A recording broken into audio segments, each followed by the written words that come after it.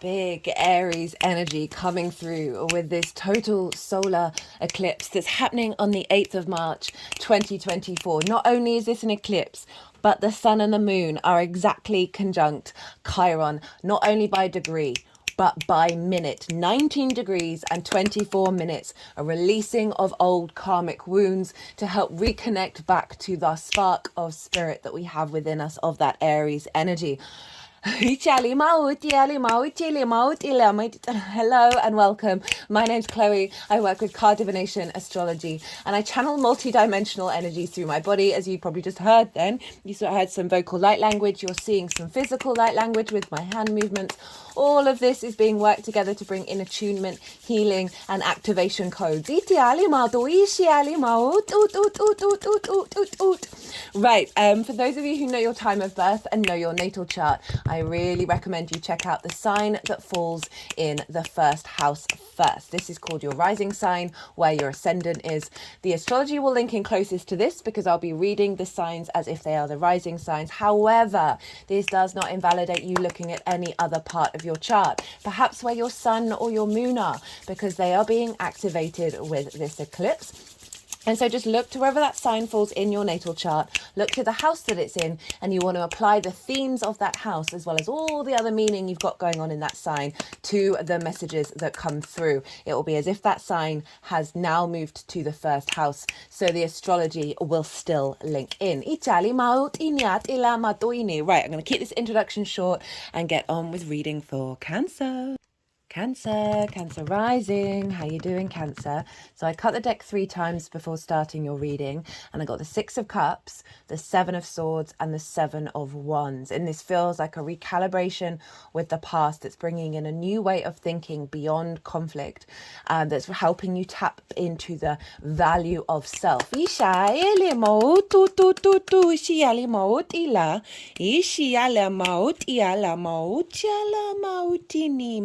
For those of you who knew, who didn't quite catch the introduction, I channel multi-dimensional energies through my body. You just heard some vocal light language there. You're now seeing the physical version of that with my hands.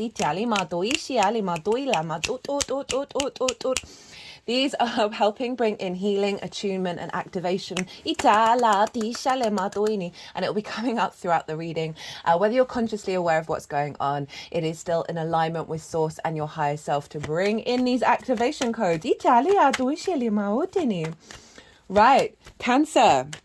If for those of you who don't have Cancer rising sign, look to where Cancer does fall in your natal chart. Look to the house that it falls in and the themes of that house. You want to apply all of those themes as well as whatever meaning you've got going on in the sign of Cancer to the messages that come through. It will be as if that Cancer energy has now moved to the first house. So the astrology will still link in. You've just got to add on a little bit of natal chart maths meaning on top of it. Now, regardless of whether Cancer is your rising sign or not, Cancer and Aries, well, they square one another, fellow cardinal signs. You instigate the cycles of the seasons. A square, excuse me. Oh, nearly had a little thing in my throat there. A square is an aspect of Mars. This can bring about conflict, drama, frustration, or winning at all costs. If any of these things do show up around the eclipse cycle, do know that they are just tools to help you understand what these things mean for you. Look at that Ace of Wands being the first card out. The flip side of a square, right? Mars is your motivation, your drive, your passions, the actions that you take. This is big manifestation energy. It's a square, so it's a hard aspect. So it does involve more challenges than a trine or a sextile, which are soft aspects, because it's ruled by a malefic planet, right? Okay, so it's not necessarily, it's more the stick than the carrot. However, as I said, big manifesting, building energies with squares.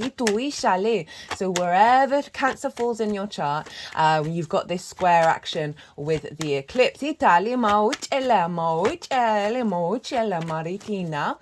I'm going to just mention really briefly before I get into the eclipse itself is I talked more about this in the nodal transit series that I did for North Node in Aries, South Node in Libra. That was covering the overall, Inshallah. Hello, Nine of Pentacles. There we go. This was covering the 18-month cycle, like the overall themes for each of the signs. And I talk about the North Node in Aries, South Node in Libra in way more detail in the introductions. So if you want a deeper understanding of what this North Node and where it is for you in your chart, for Cancer risings, that is in your 10th house. These are pivot points of your chart, right? 1st, 4th, 7th and 10th, but that's not what I'm focusing on. So because the nodes are in Aries and Libra, they are constantly squaring Capricorn and Cancer. And so the squares are when we start to see things manifest in the 3D realm. So in general, since July last year until the nodes leave these signs, Capricorn and Cancer are key focus points for us to see where these things are manifesting and how they're unfolding. Now, the Capricorn side of it is more the North Node energy. It's the peak of where we're headed, what we're striving for. And the Cancer energy, this is more the South Node, the yin energy of releasing and refining. It's a very esoteric energy. You may have, I think I spoke about this in the Mercury retrograde series and probably the Libra eclipse that we've just had, that the Cancer area of your chart is going through a deep process of refinement and releasing. And you're seeing the manifestation of the Libra Aries axis in your understanding of how you connect to that personally on an emotional level. So I just want to say that, you know, for wherever your Cancer is, that you may have felt this sort of, I don't want to say lessening, but it's a refinement through release. So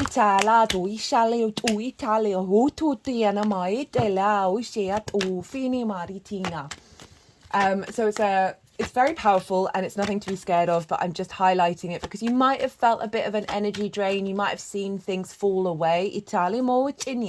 Over nearly the last year. But it's serving you because it's really refining who this Cancer energy, what this Cancer energy is for you. Okay, so that was a little bit of that. By the way, that nodal transit series that I've done is in its own playlist. It's really easily accessible. So if you want to go check that out, I would recommend it, especially for anyone with strong Cancer placements, because you've got this square going on, and it's actually a T square where the release point is you and the release point is Capricorn. So anyone with sort of strong placements, also cardinal rising signs, because then this means that these eclipses are happening on angular houses 1st, 4th, 7th and 10th. These are the pivot points of your natal chart. They tend to show up quite loudly. So getting a broader understanding of what's going on with the eclipse energy might be a little bit helpful. Okay, let's crack on with this. Total solar eclipse in the sign of Aries. As I said in the introduction, this is exactly conjunct Chiron. This is wild. I am loving this energy. I've been so energized doing these readings. And the messages that came through with all of them there's been quite a lot of consistent repeating themes, which is interesting but also not surprising because eclipses, again, more sort of bigger energy, so it's drawing us all collectively to the same point. Right, okay, so I may be a bit all over the place. I just recorded Leo and my words were kind of all over. Okay, so let's talk about what am I doing? What on earth am I doing? Well, I'm pulling cards for 3 piles. The first pile is the lead up to this eclipse. And that is over the last 6 months since that Aries full moon that we had last year. It wasn't an eclipse, was still with the North Node, but it was very far away. But everything you've been integrating, the sort of shadow work, what your journey's been, and then what is your energy showing up as that will be working with this eclipse cycle. So that is pile 1. Pile 2 is the energy download that you're going to receive around the eclipse that will then unfold over the next 6 months. I see lunations as portals of downloads and activation codes, and eclipses are no different. And so this is pile 2 is what's coming down that will then unfold. And the baseline for pile 2 is always the collective reading. That's always the first video to go out. I love doing those collective readings. I get to break down the astrology in a lot more detail. And this is it forms its own harmonic blueprint. And so the essence of that is the essence of the root of pile 2. I also did a collective tarot reading. They kind of wanted all the cards, which is pretty wild. Lots of very strong energy came through, strong messages, collective messages, channeled messages. And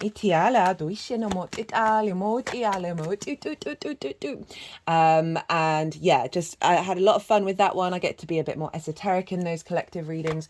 Brought up the link to the hybrid Aries eclipse that we had last year, and the journey that we've been on since then. Now the tarot for pile 2 is how that links into the Cancer area of your chart.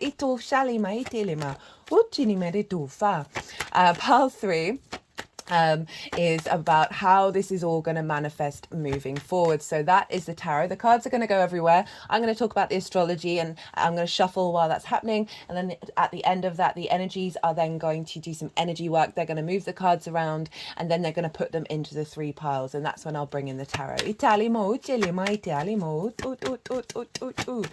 So an eclipse. Oh, that reminds me, in the collective reading, I talk about what an eclipse means, what an eclipse in Aries means, and also the mythology of Chiron. So there's a lot of information in there.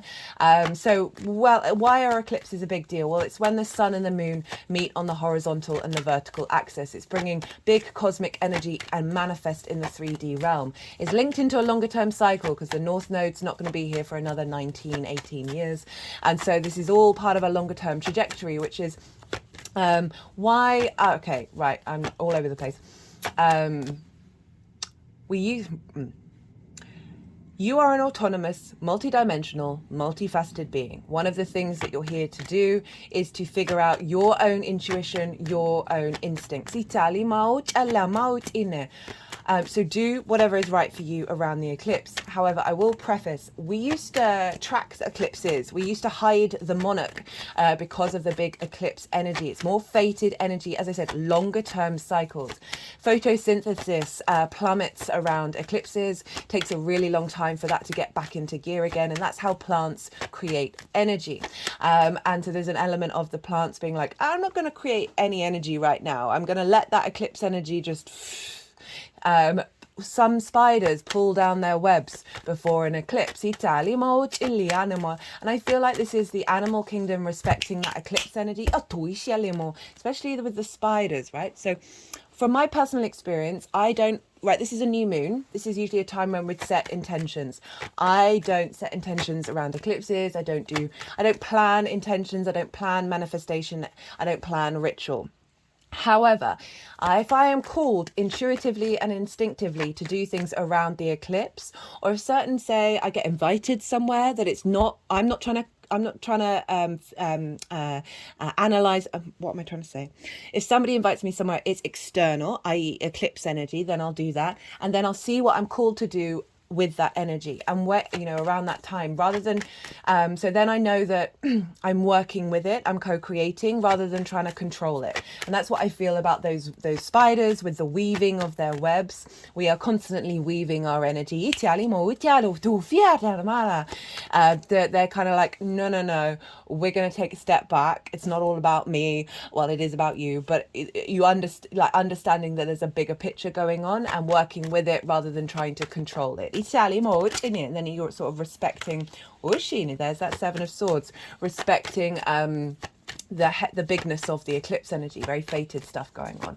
I would be mindful of your energy around this time, of what you're eating. Like, really take care of yourself. Remember that energy producing level of the plants gets diminished around an eclipse, so just be really mindful. But do whatever's right for you.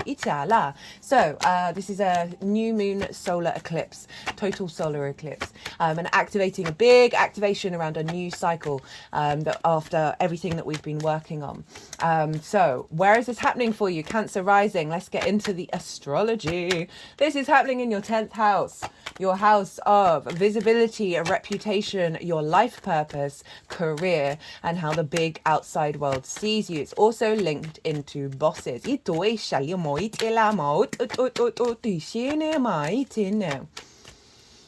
So this is an angular house, right? This is a very powerful house, and you've got a big total solar eclipse here with Chiron. So you may have found that a lot of old wounds, a lot of past wounds or fresh wounds have been coming up around your autonomy and your independence, around your life purpose and your career. There may be conflict may have come up in relationship to bosses, and visibility and that kind of thing. Right? Aries can be quite combative. It is Aries energy. I'm highlighting more of the sort of the shadow side. Just because with Chiron, it is likely that these things have been bubbling to the surface because they are being released. Chiron is the master teacher, the wounded healer. It's often linked into past life energy that then gets recreated in this lifetime, past life wounds, ancestral wounds, that we are then here in this lifetime to transmute and transfigure. And it's the same not only in the natal chart, but also by transit. So at the moment, collectively, we are working through the trauma of the I am, of the autonomy and the independence of the individual. We've had that collectively be quite impinged. So you might have found that there's been some difficulties that have shown up in regards to your 10th house, in regards to your career, your understanding of it. Oh, where do you want to go? What journey do you want to be on? Maybe being a bit confused. Maybe your instincts have been a bit off. Maybe there's been wounds around visibility and reputation. And all of those things may have been bubbling to the surface because they're about to be reborn. Chiron's about to be rebirthed in this total solar eclipse. And so now we're moving away from focusing on the wound to focusing on the wisdom, from focusing on the venom to focusing on the antidote. We're becoming the teachers rather than through the experience of the wound. The moon is covering the sun, and so our intuition is really influencing the sun's energy. Aries is the first zodiac. It is the spark of spirit. It's that first spark of our personal connection to fire, and fire is very much in esoteric traditions linked into source, linked into your soul. And so what I really feel is this a rebirth of your soul via your intuition. And Aries is very instinctive. Fire signs are very instinctive. So this is activating a new level of instinctive intuition that is guiding you to elevate your career, elevate your life purpose, elevate your visibility and your reputation, and a healthier dynamic with people of authority without impinging on your own individuality.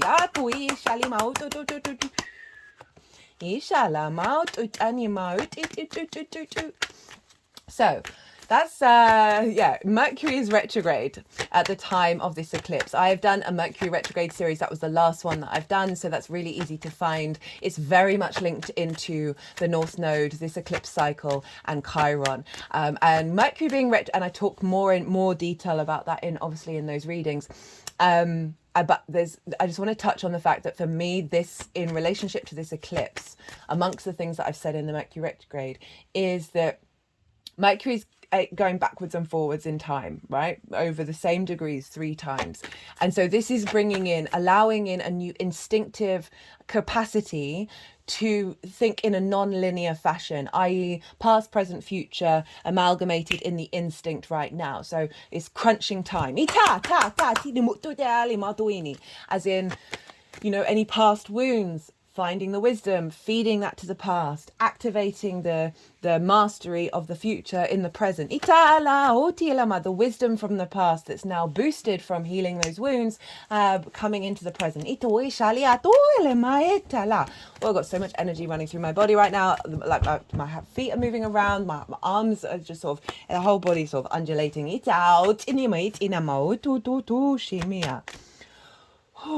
take a breath there for a second. Yeah, so very big energy showing up. And Mercury retrograde brings nuance and depth to where you're thinking and bringing depth to your life purpose, depth to your career. And how you bring flow into this. We've got the North Node there, obviously, right?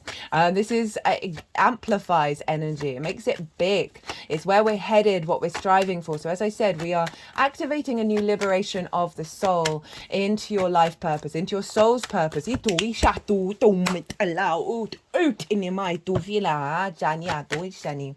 And through our instincts, being able to navigate that. Now, the only other sort of major aspect that is impacting this eclipse is a square with the asteroid Ceres. Ceres is the biggest asteroid in the asteroid belt. She represents the harvest, the Earth Mother, the grain goddess energy. Abundance. A sense of nourishment and nurturing. And she's over in the sign of Capricorn, which is opposite your sign, Cancer. So of all the signs, you've got things going on in Aries, Libra, Capricorn, and Cancer. Even if you don't have things there, the focal point here is basically a massive cross energy. It's acting as a generator. So you've got the South Node over in Libra, you've got the Ceres over in Capricorn, and then you've got what's going on in your sign of Cancer. So Ceres, as I said, brings in the abundance, this sense of harvest, but she can in her journey highlight where it isn't there, right? Where all of those things aren't there, the nourishment, the nurturing, the abundance, the harvest, because she kind of represents the duality of life and death, and how that manifests in the 3D realm.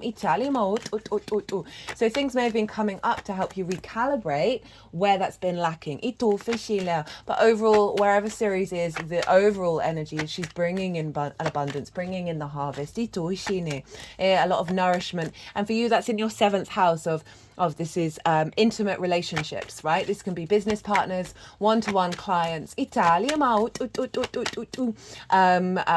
friends, long-term committed romantic relationships, because this house is linked into contracts and therefore marriages, as well as source. So you may have been finding that you're all of those parts of your dynamics, however they show up in your life, there's just a bit that you've been getting a bit more nourishment from them. Or, as I said, on the flip, seeing where there isn't nourishment, so you can then redirect your energy. And this is squaring this eclipse, and squares are an aspect of Mars, as I said, can bring up conflict, drama, frustration, winning at all costs. And if these things are coming up, they are calling you to recalibrate in a different direction. To highlight that which is an illusion. But the other side of that, as I said, the manifestation energy, the building energy of Mars.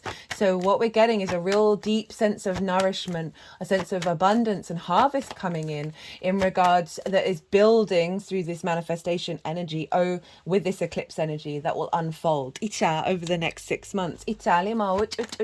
So in regards to like career, life purpose, as I said, life purpose doesn't have to be career. This can be bringing in a relationship, right? That is part of your life purpose. A romantic one. This can be, or elevating the relationship that you're already in. A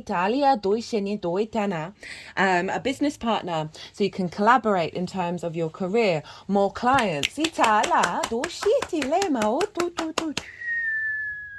More clients. A better relationship with friends, that's helping free up space for you to embody your life purpose. Bringing in those dynamics that are in alignment with that.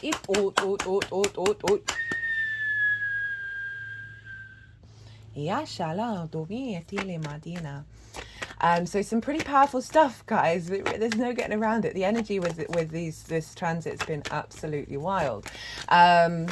Right, so that's the major aspects that are going on. Let's talk about rulership, because whatever's going on with the ruler of a sign is impacting the sign that it rules. So who rules Aries? Well, that's Mars. That's just reminding me, Cancer.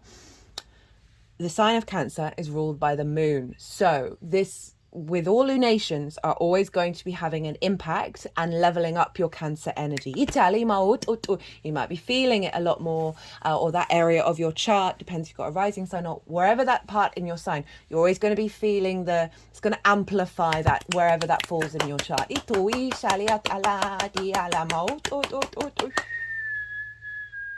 Inshallah.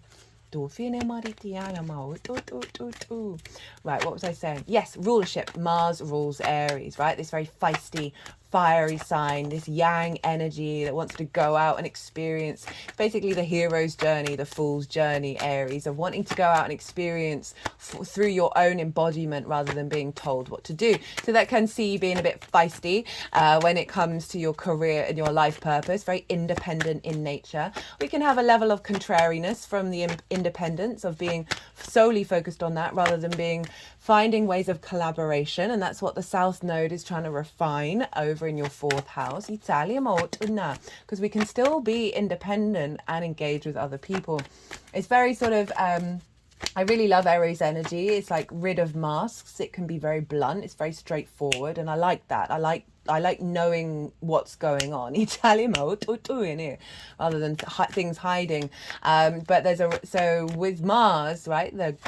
As I said, the god of war. But I also see Mars very much as a builder, a farmer, because it's our motivation, our drive, and our action. That Mars is influencing what's going on with this eclipse, and so there is the element of explosive things going on, right? That can very much be a thing, especially in terms of the 10th house of which is a very loud house. But just know, as the dust settles, if there are certain things that show up that you're like, oh, I would never have asked for that, it's taking you to a path of alignment. And have that in the back of your mind and see where you can find the wisdom in what's going on.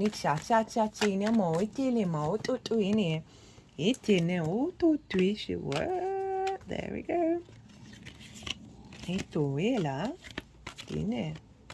Okay. Right, what else was I going? Mars. Where's Mars? Mars is in the sign of Pisces, right? So it's a fellow water sign to you, Cancer, trining your Cancer energy. So we've got the square with the 10th house.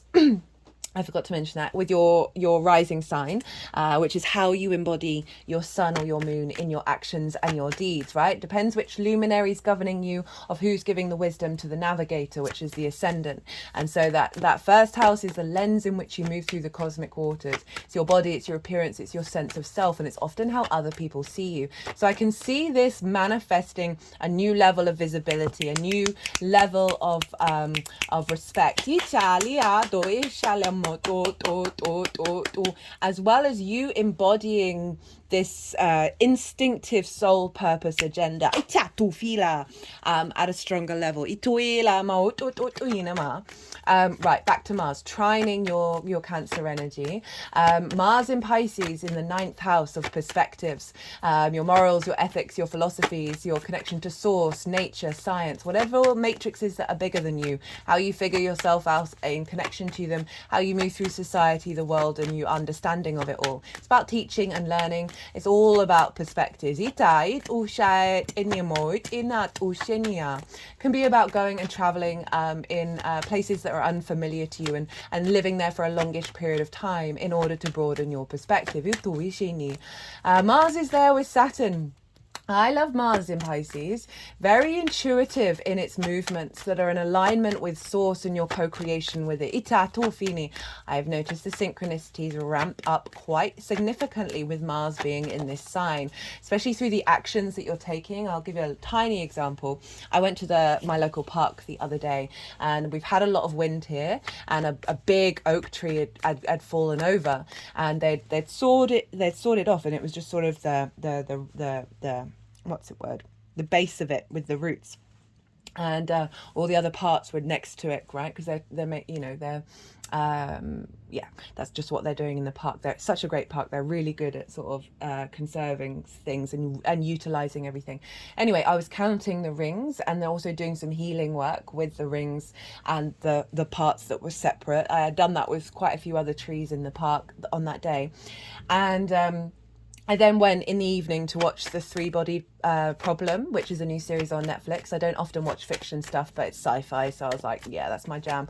And in one of the scenes, one of the women is counting the rings of the tree. So through my actions, Mars, right, it then produced a synchronicity where Source winked back at me.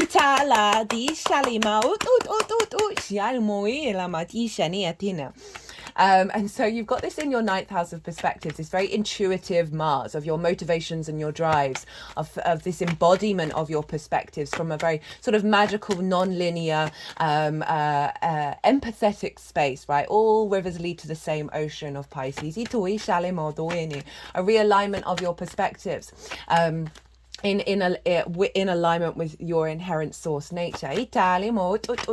Now Mars is coming into a conjunction with Saturn. I put in the description box the degrees and the dates of this eclipse, as well as some significant dates that are happening around this eclipse. And one of them is the Mars-Saturn conjunction, which is about 2 days afterwards. And this happens once every 2 years. The last time was in the sign of Aquarius, which was a Saturn-ruled sign. This time round, we've got the two malefics coming into conjunction in Jupiter's sign. So I'll talk more about that later, don't worry. But we've got, so Mars on a collective level, and I mentioned this in the collective reading, this could be kind of god of war, god of authority, stamping down, boof, boof, boof. Right, let's just be real. That's part of the dualistic nature of our planet right now. We are working through some trauma by recreating it, which is great. I have so much faith and hope in the unfolding, even though that is not said without the full grief that I have within me of what is going on every level. Anyway, on a personal level, we've got our motivation, our drive, our actions of the spiritual warrior of Mars that is in alignment with synchronicities and very fluky things. The magic of Source coming through our actions. My whole body's wiggling. With Saturn, who is all about responsibility, cause and effect, honoring, like observing the karma and then tapping into your integrity and be like, I know, and being aware of the consequences of your actions. It's very much about due diligence. When Saturn went retrograde last year, that's when the Titanic submarine imploded, right? Because they didn't do the checks and balance. They did the checks and balances, but they didn't follow through on the safety reports. There were, I think, at least 3 that were like, this isn't okay, this needs to be fixed. They didn't do it. Consequences, right? So it's such a clear symbolism of Saturn, right? I always say with clients, get in line with your integrity. If you want Saturn to chill out and work with Saturn, get in alignment with your integrity. I appreciate, thank you for that confirmation. So Saturn is all about commitment, responsibility, due diligence, integrity, and your legacy, right? Saturn is a very powerful planet and is realigning, giving structure to the magic of your soul, Italia, and your perspectives, giving structure to the magic of Pisces, and this is infusing into Mars of this cause and effect, this karma energy and our legacy energy, and infusing into Mars, which will be for another 2 years. It will have this infusement from Pisces, which I love, of our instinctive motivation and drive, the intuition of understanding cause and effect, and therefore not repeating cycles, and being driven towards manifesting the solidification and the reality of our magical reality into reality through our actions. You never know, I might do a really quick fire transit of that conjunction next week. I'm going to do, there's another one which I'm going to mention, which I'm going to do as the next one. I'm so excited for it. Right, so that is Mars and Saturn in Pisces, really strengthening. This card is Saturn in Pisces. Only card with an eclipse has shown up for everybody. Right,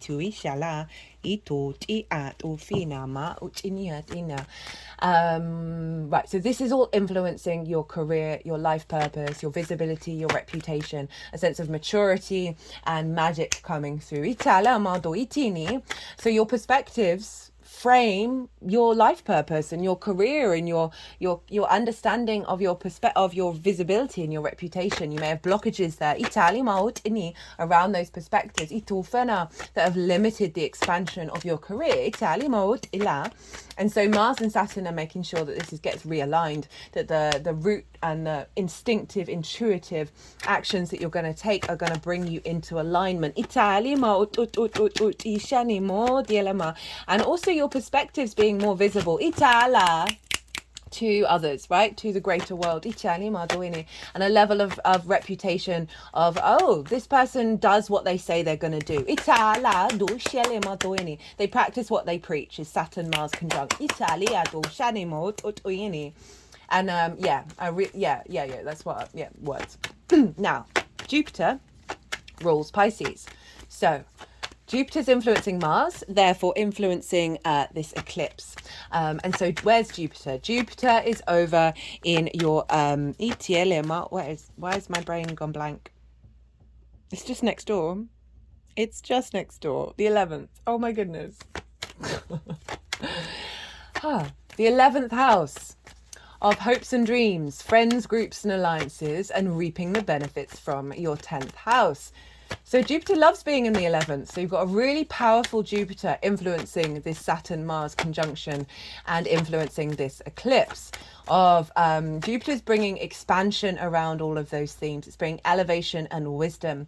It's a bit of a yes planet. So you may have seen more activation of a higher level of hopes and dreams, reaping the benefits from your 10th house, as well as your wisdom being shared with groups.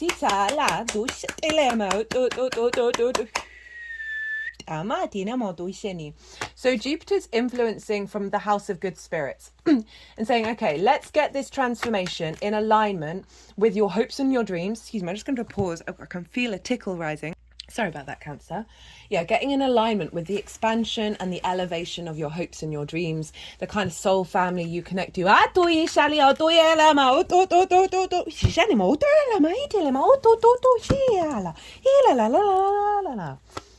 Okay, cool. With soul family, with the kind of how you interact with friends, groups and alliances. This also might see an accentuation of your career and your life purpose based on the receptivity of your perspectives in your with friends, groups and alliances. More clients come in and all that kind of thing. Right, I can kind of see this as a promotion, reaping the benefits from your 10th house based on your maturity of your perspectives in alignment with the self, that is elevating your career and your life purpose.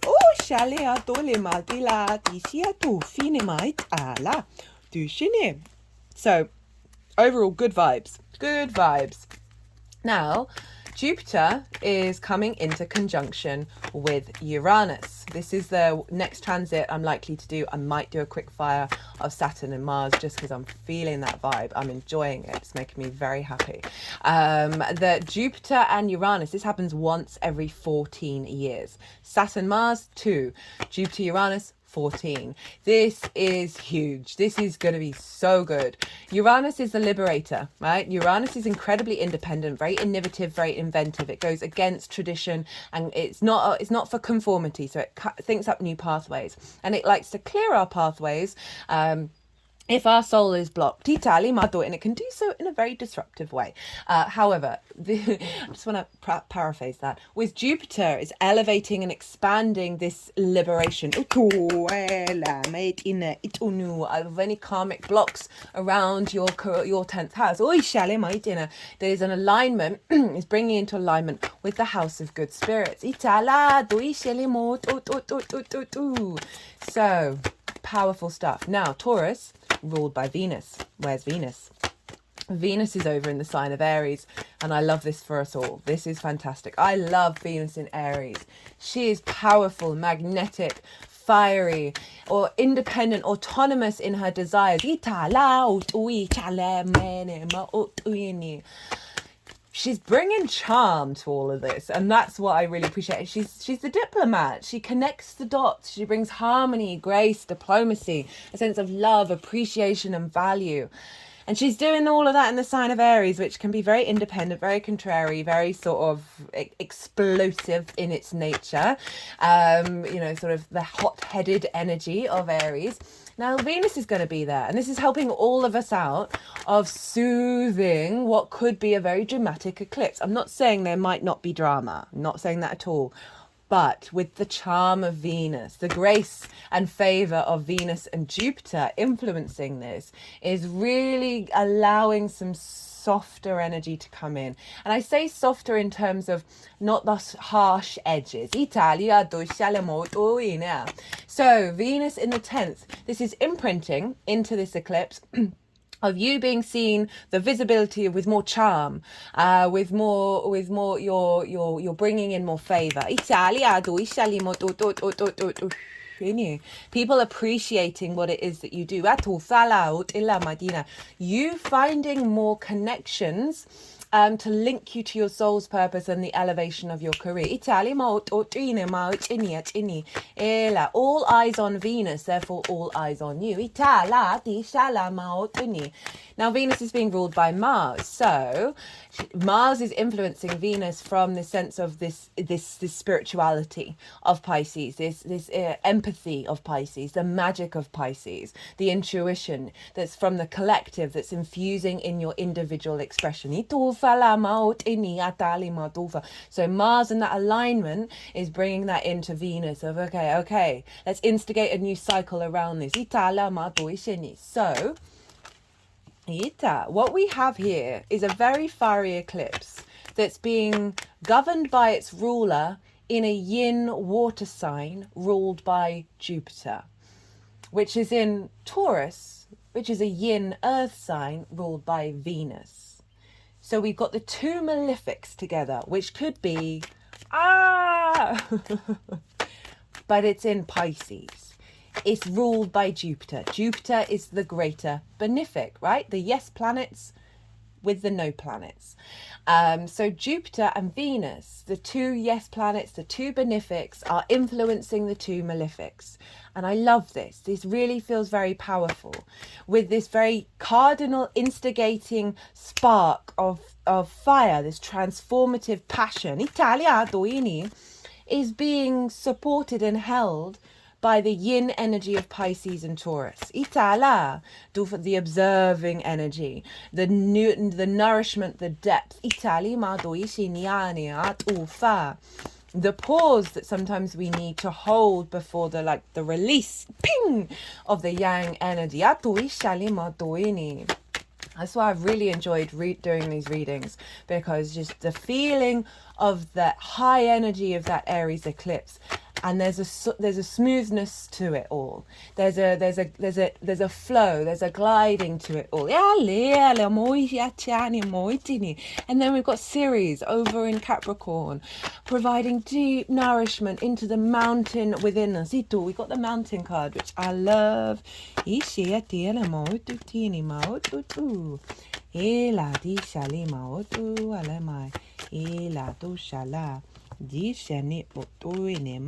There's that Seven of Wands. Wait, ala. Itua. Do shinia to fichene. Ela. Mitine.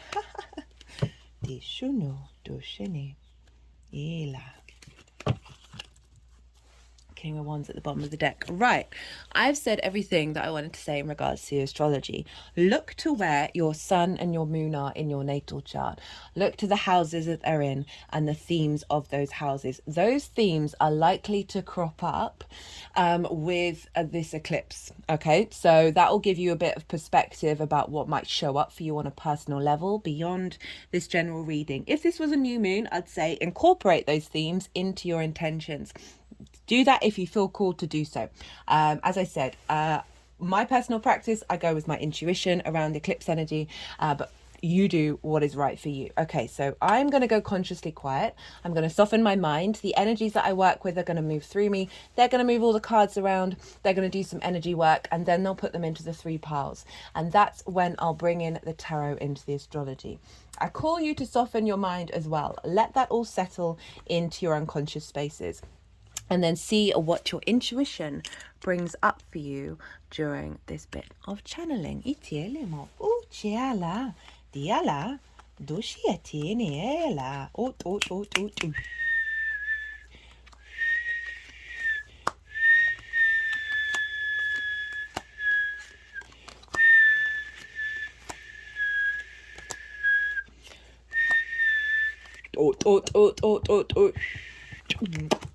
Itani ato ela do shit in niale do nimma to fit in tin de la no itia ot shela de nama ito shene ela ma ot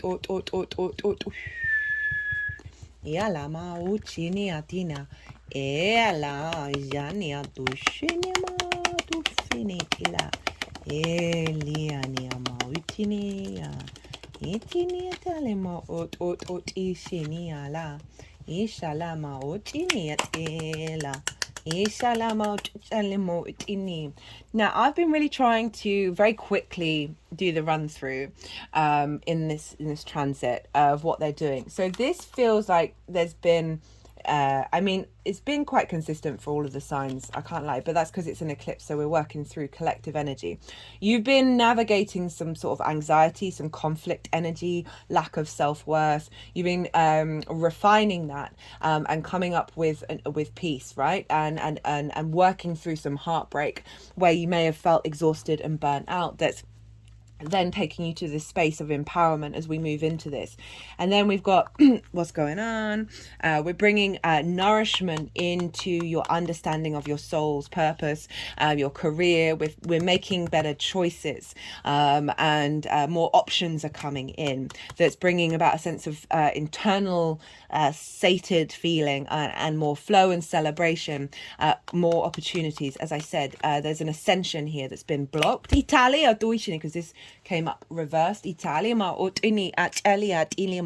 as did that 10 of Cups, and they were doing some healing work with that, of your embodiment through your intuition that's taking you to a place where you're bringing in a heightened level of abundance. Ita, however that shows up.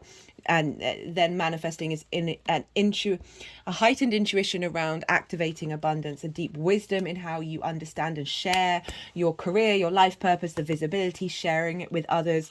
And again, heightened intuition here that is really bringing an overall sense of ease and emotional flow as we move forward. Italia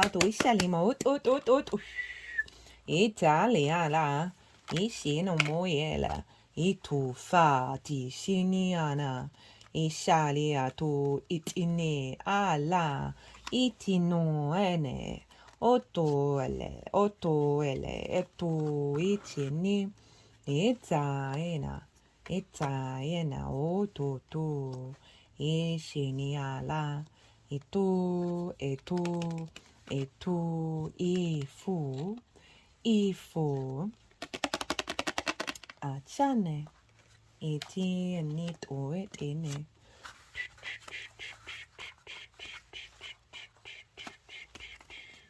itu ala itu itala itin or doing it. Just putting a salamander over this figure's head, of bringing in the ability to always find peace in the midst of the fire of the conflict. Salamanders were believed that they fire wouldn't touch them. Itale says a level of protection around your head that is ensuring that you are able to bring in this level of vitality and peace. I just put that over the heart chakra. Otu finni ela dut it atina et ine.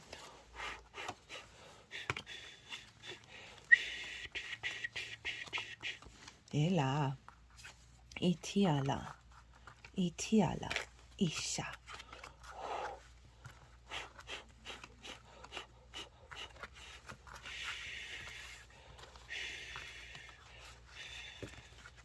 Ooh, I feel like I'm doing a lot of deep healing here. Iti ala ela. Otini ano matini et ala. Iti atu.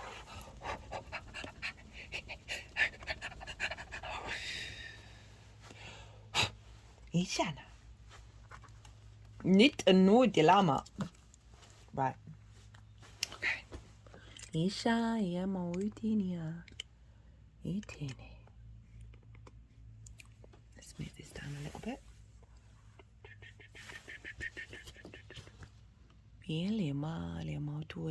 Okay, so Cancer. It's very interesting. So both you and the Leo reading, the cards have pretty much gone in the same place, whereas for all the other readings they haven't done. So it's interesting seeing that develop. With the Five of Swords. So this is everything that you've been working on over the last 6 months, and then what is your energy that is going to be working with this eclipse cycle. So the Five of Swords, Nine of Wands, Eight of Cups, as I said, that's shown up, I think, for every sign so far. I've only got 2 more signs to do in this position. The Two of Swords, the Queen of Swords, the Four of Swords, the Six of Swords, Temperance, the Seven of Swords, the King of Wands. How many swords do we have here? 1, 2, 3, 4, 5, 6. Right, so that's a fair amount of swords. So there's a lot of recalibrating of the mind, of perhaps how you plan, and the constructs, the preconceptions, the conversations, all of these sword energy, the mind energy, right? These often limitations as well. Italy, my daughter, we've got the Five of Swords. For me, this card of all the cards is the one where I'm like, oh, ouch. I just go ouch whenever I see it. It really does represent one of the archetypes that we're working through right now. And this is the sense of domination, right? The bully in the room, the victim mentality, winning, but at what cost? Right, this figure is the Three of Swords, and actually they were doing some work when with the Four of Swords. I noticed they were focusing on this, and I was like, oh well, the Three of Swords isn't here. So there's an element of grief that's been activated through conflict. This can be your mind that has a limiting belief that's one grief and is repeating that cycle. Bullies were often the victims. This is a constant cycle we're all in. There's a sense of subjugation and domination, right? Of hierarchy that's causing grief. This could be arguments with bosses. This could be, as I said, limiting beliefs in your own mind that then just sort of recreate conflict. You know, with Aries being in the 10th house, there is this energy of the conflict, of the drama, of perhaps being so independent that you can't see other people's perspectives. And just sort of limiting your expansion.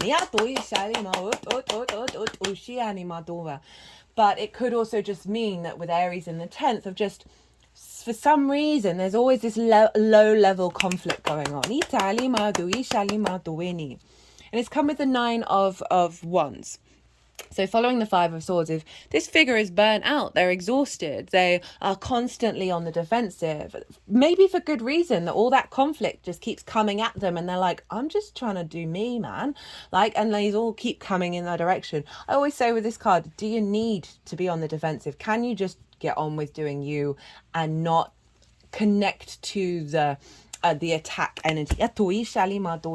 This has shown up a fair amount for people, and there's an element of shifting our perspective around the independent energy. This figure's all by themselves, asking for help, changing the mind, right? Your head's been beaten up a little bit. So these things may have cropped up in over the last 6 months and been quite loud on the main stage. Or they may have you've just had the space to sort of go, or there may have been little examples where you've just had the space to go, oh, this isn't really, the way I engage with this and the way that I work with this isn't, it's not helping me move forward. And it's just generally just being aware that these have been cycles that you have been connected to, and now Chiron's going to be elevating that. We've got the 9 of 6, 8, 8. This keeps happening. Eight of Cups. Now this is, as I said, Saturn in Pisces, the only eclipse. This figure is walking away from something that may seem comfortable in order to go on the difficult journey to go and climb the mountain.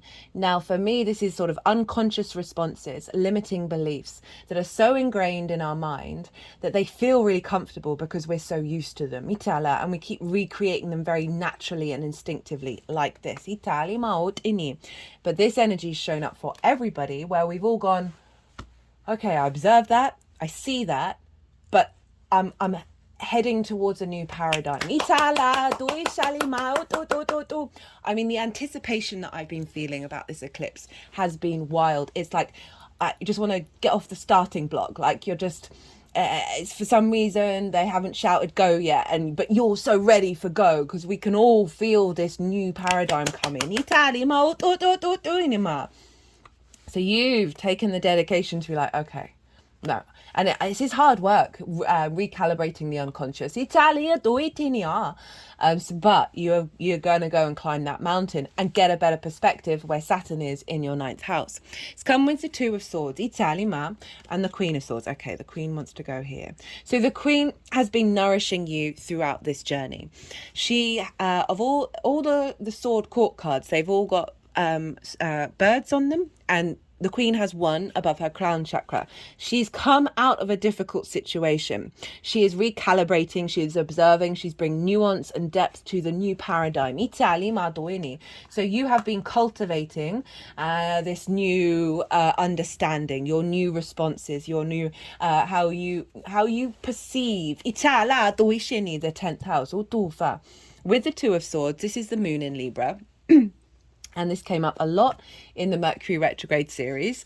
And it's an element of, you got to the new, it's kind of like you're in the loading bay. I don't know what, I've never said that before.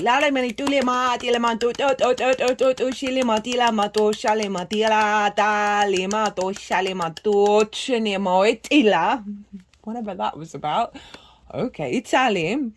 That you are prepped and ready to go into the new landscape, but you've had to go inward to figure out, to recalibrate the internal space of the version of you that you're taking into this new landscape. It's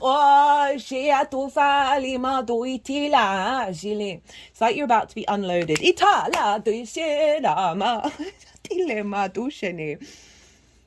And while you've been in this process, right, you have been cultivating with all of this a deeper understanding that you are being held by something bigger than yourself in this journey. As you navigate these Three of Swords, they are now out of the heart. You are reconnecting to the Ace of Swords, a new clarity that is a new perspective around that conflict, around that grief, around that defensive mechanism. And in the last 6 months, these are both pause cards. You've allowed yourself some rest to recalibrate all of this. And this is the Six of Swords. And so this is acknowledging the work that you're doing and now the movement forwards. You've got quite a lot of cards that are sort of representing similar things. We've got the rocky waves symbolizing that you've been through some difficult times, but now you're heading towards this calm shore. So these are kind of repeating energies where you are taking these new perspectives with you. That are going to serve you in the thriving side of the landscape rather than the fear and the scarcity. And that Seven of Swords, that came up along with the Seven of Wands. That came up when I cut the deck before doing the reading. And this is about doing things differently, right? This figure is stealing away that Five of Swords. It's bringing in peace. It's bringing in your intuition. A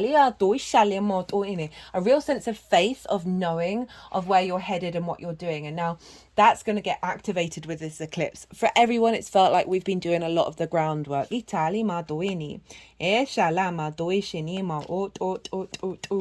With the Temperance card, this is about alchemy of the self into the angelic frequency. You see here, all this water is going up into the cup. This is about refinement in ways that are doing different things, like you're doing things differently. This could be magic, right? This could be the magical realms for you, bringing that into your being, as well as just generally going against the grain of the previous habits and alchemizing that, and tempering all of that and really refining yourself in the lead up to this eclipse. And this is how you're showing up for the eclipse energy. This is what you're working with. The King of Wands is basically about to launch out of that throne. It's all about action of go, go, go, the stimulation, the transformation, Itali mother, the vibrancy, the virality of the action, the sovereignty, the divinity of the King of Wands. And so this is what's setting you up. This is what you're going to engage with this with. Like you are ready to yang, yang, yang, yang, yang, yang, go, go, go, go, go. Now, the energy of this eclipse. Woo, okay, how are we doing? Oh, okay, an hour. We've got the Nine of Swords in reverse, the Queen of Wands, the Judgment card, Nine of Pentacles, so 2 nines here, Knight of Cups, 7 of Wands in reverse, the Nine of Cups, so we've got 3 nines. Do we have the other 9? Which suit are we missing? Oh, you've got all 9s. You've got 9 nines. 4 nines, Chloe. The Emperor, the Page of Wands, the Lovers, and the 3 of Cups. Okay, I'm going to try and keep this quick because I do appreciate your time and your energy. Moving away from anxiety, 10th house can be a heavy fear-orientated house, right? Of worrying about all the things you've got to do, worrying about what might happen in the future. This causes us to get out of our ability to problem solve, out of our ability to be in a state of peace and rest. This is in reverse. This is being cleared out. Itala, Queen of Wands, you're bringing your fiery, independent nourishment. This is the charm of Venus coming in. Itali Maduini. Queen has holding the sunflower. They always know where to get the light. Your ability to nourish and nurture this new frequency and bring light to it. Itali Maduini, a sense of resurrection, ascension energy, right? You see, this is showing up loads. This is Pluto, and Pluto's actually sextiling Venus at the time of this. These are the dead. These can be old wounds that you've had, as well as ancestral and past life wounds. They are being raised up by the angel. You've got 2 angel cards showing up. They're an angelic frequency into the higher perspective. So a releasing of old wounds and a leveling up, an ascension of that energy. So you're receiving the wisdom rather than the wound itself.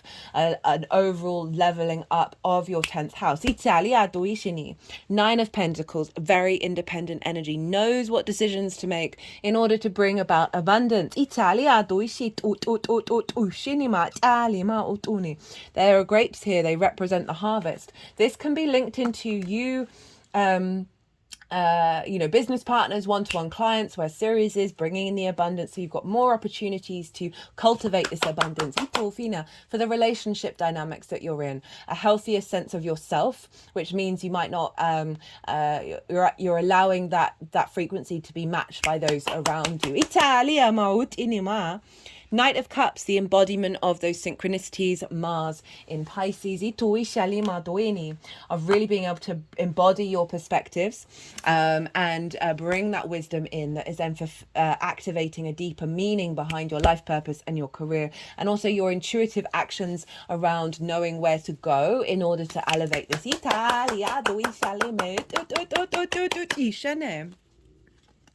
Seven of Wands in reverse, 7 of Wands upright. This figure is on the higher ground. They have something of value. They are of value. But do they look like they know it? No, they look incredibly unsteady. They're in competition mode, right? So you thinking, say you do a thing that a lot of other people do, and you spend your time worrying that you've got to fight off that competition. Not the name of the game. What you want to do is be like, I'm doing me. There's enough space for everybody. We don't need to be in competition. And in reverse, this is the acknowledgement of your own value, of stepping outside of that scarcity competition mindset. Obviously, healthy competition is a wonderful thing, but when it brings in fear and limitations and survival mode, not the one.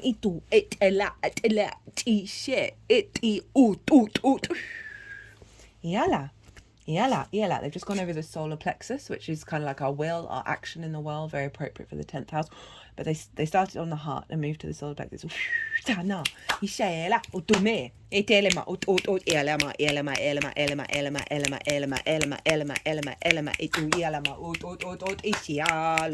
I just brought in some of the happy Buddha energy.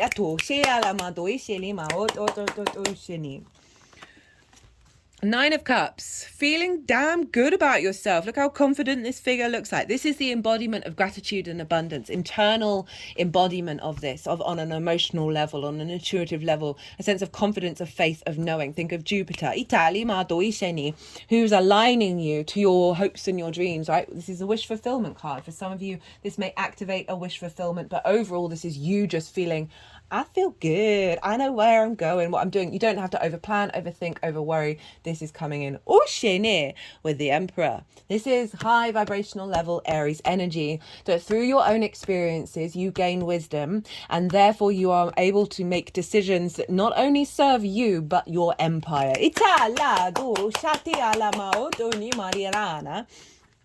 So the very opposite of that Nine of Wands, right, on the defensive. The Emperor knows its own sovereignty, its own divinity, is very confident and comfortable being itself. So we're really elevating this energy coming in. It's shown up for pretty much all of the signs. I think Virgo was the only one that it didn't show up for so far, but we still got, who have we got? Gemini and Taurus left. That this is a real empowerment of you being seen in this energy. People come to the Emperor. There's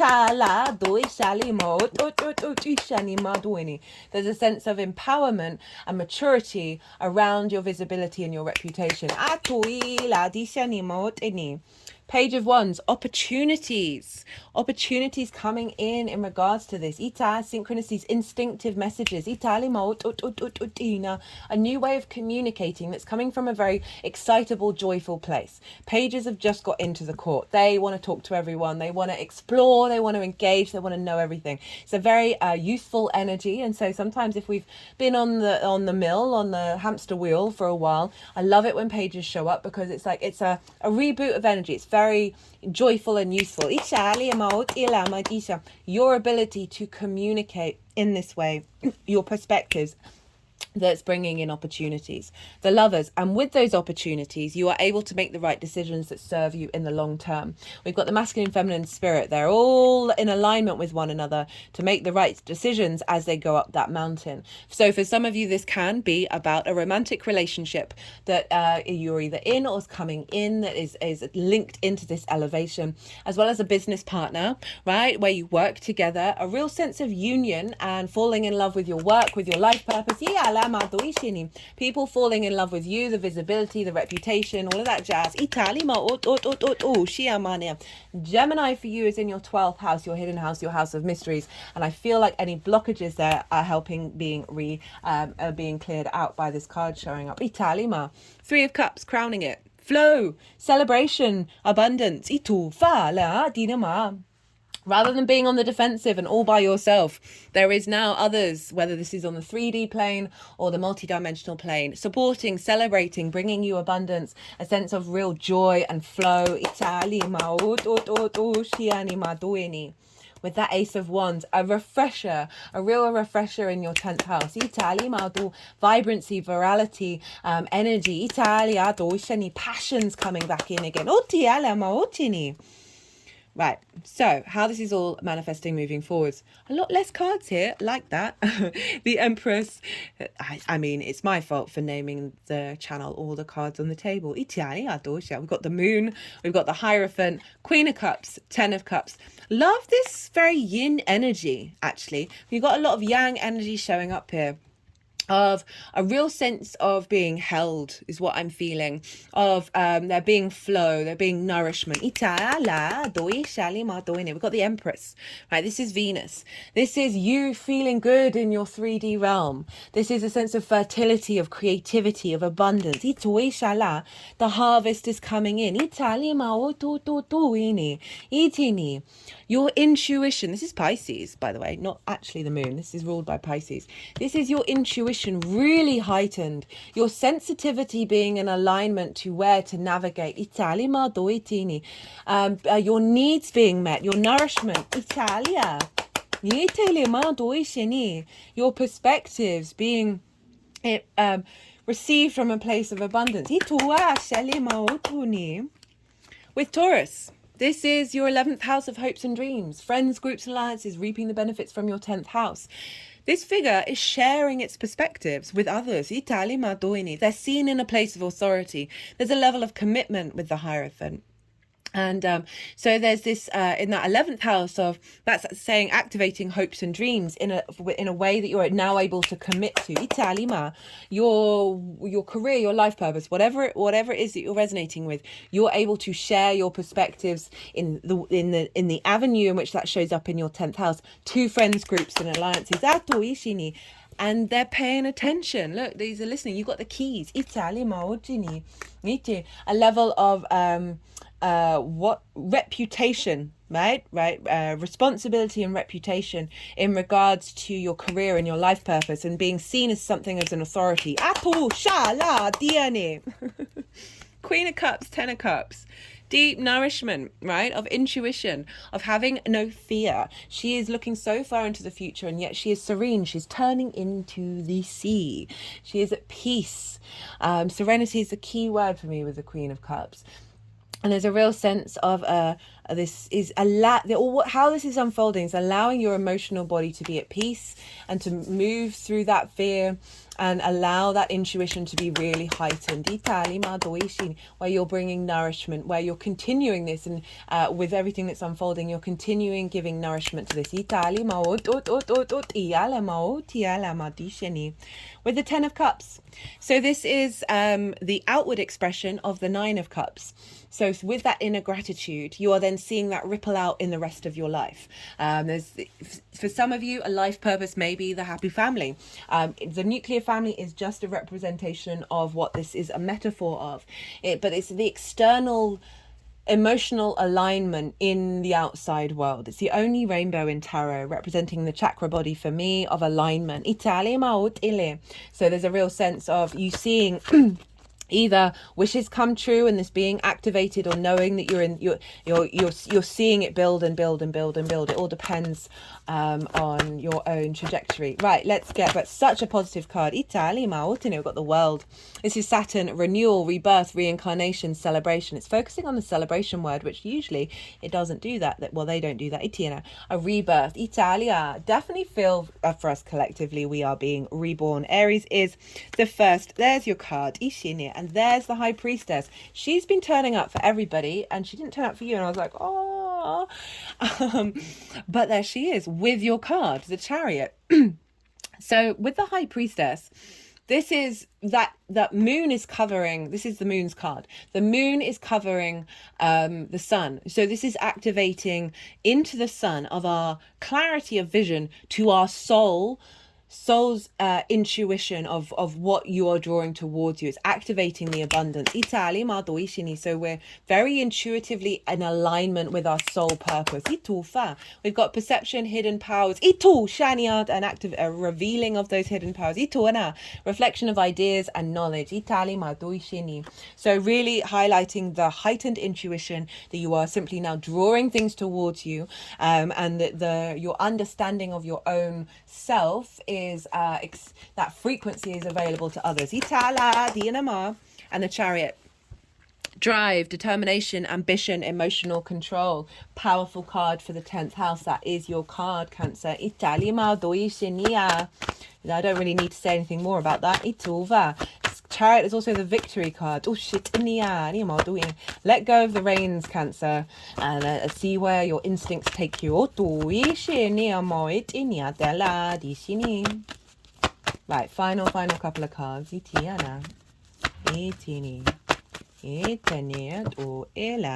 Individuality. We've had self-discipline. We've been doing that. You've been working through that with your synchronicities. So really stepping into your own nature. There we go. Let's get one more. We've got teaching and learning, new beginnings. So again, this is highlighting your sharing of your perspectives, and this can be through any modality, in the way that you work, in your vibrational frequency, that is then accessible to others and being received by others. We've got a new beginning around the limitations around your 10th house. It's allowing your soul's individuality, i.e. you, beyond, underneath all the trauma and the limiting beliefs, to come out. You're going to be seeing the synchronicities. They're going to be getting wild. Follow them. See when they come up. And what you've been doing. Sometimes it's what you've been doing in that moment. Other times it's because you spent the last couple of days like really going inward and figuring out, okay, why am I responding in that way? Is this really important to me? And then you'll start to see that flow, getting to your true nature. Right. So at the bottom of the deck, we've got music, which is getting in alignment with your own frequency. And at the bottom of the deck, we've got the Hermit, truth, guide, facts, wisdom. Big wisdom coming in for you, Cancer. Okay, I'm going to leave it at that. I had a lot of fun with that one. I hope you did too. If you did, it would be an honor if you hit that like button. It would bring me a lot of pleasure. If you want a personal reading, my new website is in the description box. I launched that at the spring equinox. Had a lot of fun playing around with AI art. So if you want maybe a little mini reading on the eclipse, check it out. Cancer, be good to yourselves, be good to those around you, and most importantly, be well until we meet again.